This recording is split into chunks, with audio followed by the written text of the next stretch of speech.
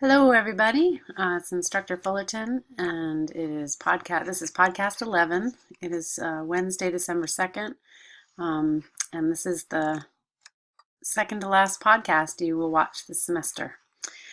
Um, so just to recap, yesterday in class, we went over the reflection assignment, which is a major part of your final e-portfolio. We talked about also the CRAP test, which is a test you can put or take your sources through to make sure your academic sources and any online sources you find to make sure that they are credible and can be used in a college paper or not.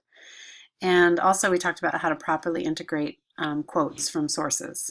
So hopefully you can use some of that stuff, those two items anyway, as part of your revisions for the projects that you choose to revise for your final e-portfolio. Your project 4s should be in now. Yay, you got your final projects in. So nice work on that. They were due last night at midnight, and I look forward to listening to them and viewing them. You've got your last project done, so now your job is to start revising your projects. Of course, you can only revise projects 1 through 3 at this point because you don't have comments from me back for project 4. I am trying to get those done by next class. However, I don't know if I'll get through all of them. And since you guys asked for a week extension, it'll take me an extra week probably to get them back, and it usually takes me about 2 weeks to grade them all. So I may not have them all back to all of you until Friday, December 11th, which is the last day of classes, but just keep looking for those on your under assignments, and when it is returned to you, there will be a link where you can look at my comments. But either way, whether you get it back, tomorrow or the next day or December 11th, you'll still have a week to revise that project and put it in your final portfolio if you choose to. So I'll see what I can do, but I'm not superhuman, so I will try. Let's see, our final in-person class is next Tuesday. It will be very important that you attend. Don't miss it. I'll have a checklist for your final e-portfolio, and we'll be workshopping your reflection. Your final e-portfolio is due by noon on Friday, December 18th. That's 1 week after the last day of classes. And that is less than 2.5 weeks away. So it's about 17 days away. And think of this e-portfolio, and especially the reflection rewrite and the revisions you make on your 3 out of 4 projects, as your final exam. I suggest you leave yourself about 2 to 3 hours per project for each revision of each project. So that's about 6 to 9 hours of revising. You want to do about 3 to 4 hours to write and revise your reflection total, or your reflective pieces, however you choose to do your reflections, and 2 to 4 hours of designing your e-portfolio and composing it, putting the fonts on it, putting the colors on it, choosing a template, making sure that all the links work, deciding what pages, what tabs you want to have, where the sound is going to go if you have sound, and uploading your drafts and your artifacts and all that. So leave about 2 to 4 hours for that. So this final exam should take you, or your final e-portfolio should take you anywhere from 10 to 18 hours if you're doing it right. So plan for that. Do not leave this until the last minute, or you will be scrambling. I find that I do my best work when I do something a little bit per day.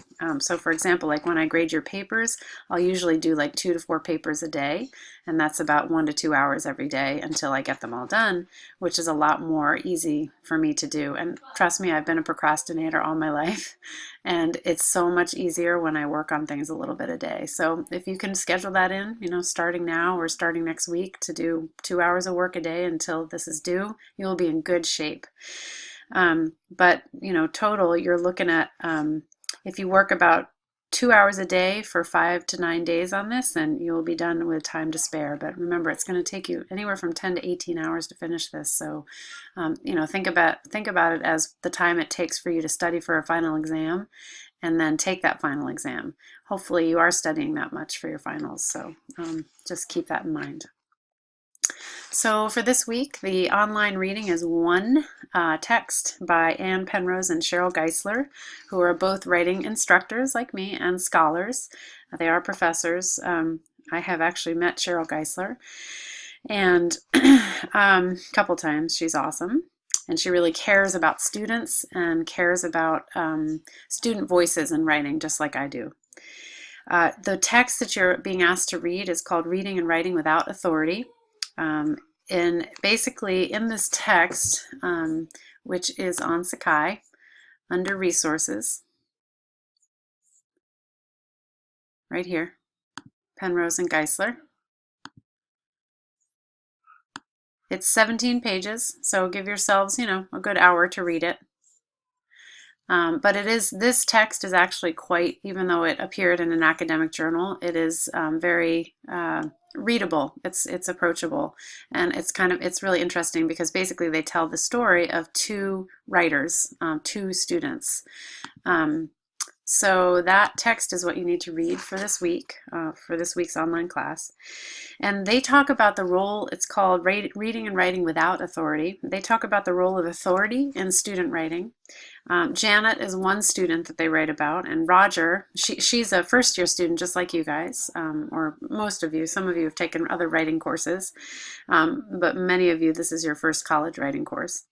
And then Roger is the other student that they talk about. And he is a doctoral student, kind of like me. I'm getting my doctorate in writing and rhetoric. Both of these students are writing a research paper on paternalism.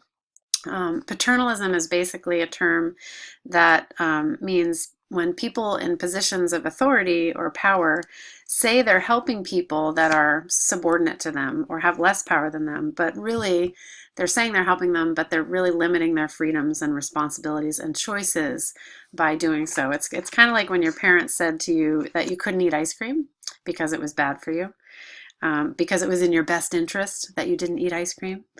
But really they were just limiting your freedom to eat what you really wanted to eat. That's paternalism. Well, that's kind of like soft paternalism. Then there's hard paternalism, which is much more damaging. Like if a president, for example, takes a country to war illegally, and says that war is necessary in order to protect the women and children of that country. The president there is in a position of authority, saying it's for the good of the women and children that they go to this war, and these are subordinates who have less power than him, without asking those women or children if they agree or not, with giving them a chance to voice their opinions about that war or to vote on whether the country should go to war. Indeed, this is something that feminists have argued President George W. Bush did in regards to the Iraq War, so that he was a very paternalistic leader in that sense. So these students are writing about paternalism. They're both writing about it in a research paper, but one is a beginning writer, college writer, and the other is an advanced writer who has been studying writing for a long time. So in this text, you will see the minds of two different writers at work and how different they are. Janet, the first-year student, writes without authority. Basically, she does not question anything she reads. None of the sources she looks up does she question what they're saying. Roger reads and writes with authority because he sees what he reads, and he sees it as claims, not necessarily facts, but claims that experts are making that he can question. Ideas that one person's trying to prove are true, but that there may be other perspectives, and Roger is aware of that. So as you read this text, think about which student, Roger or Janet, you see yourself in more.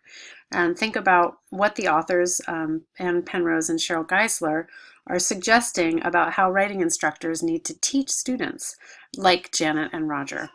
So after you've read that piece and after you've watched this podcast, go to the forum page and you will find the directions for how to do your post this week. So basically watch the podcast, read the texts, start a new conversation, and then in 350 words or more, answer these questions about the reading. Make sure when you answer these questions about the reading that you include at least 2 properly integrated quotes based on our discussion in class yesterday. Use an attributive tag, a signal verb, proper punctuation, and in-text citation.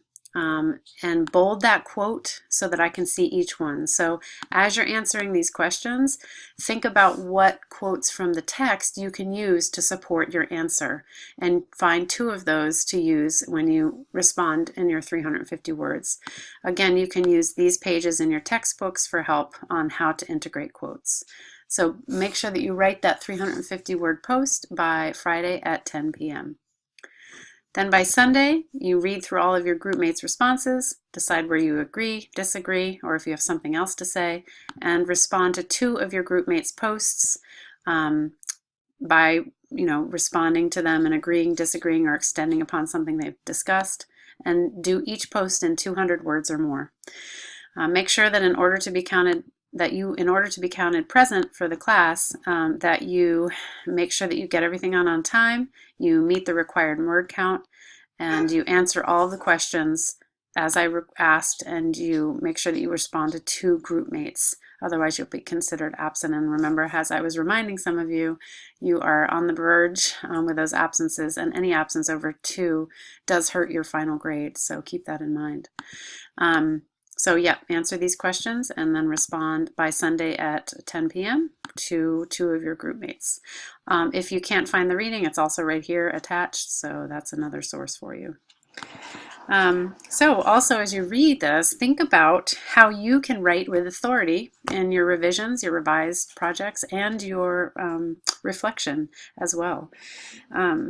So remember, a rough draft of your reflection, very rough, that's fine, is due next Tuesday in class for our last class. Please bring 3 hard copies of that, print copies to class for a workshop. And get in touch with me if you have any issues, and I will see you next Tuesday for our last class.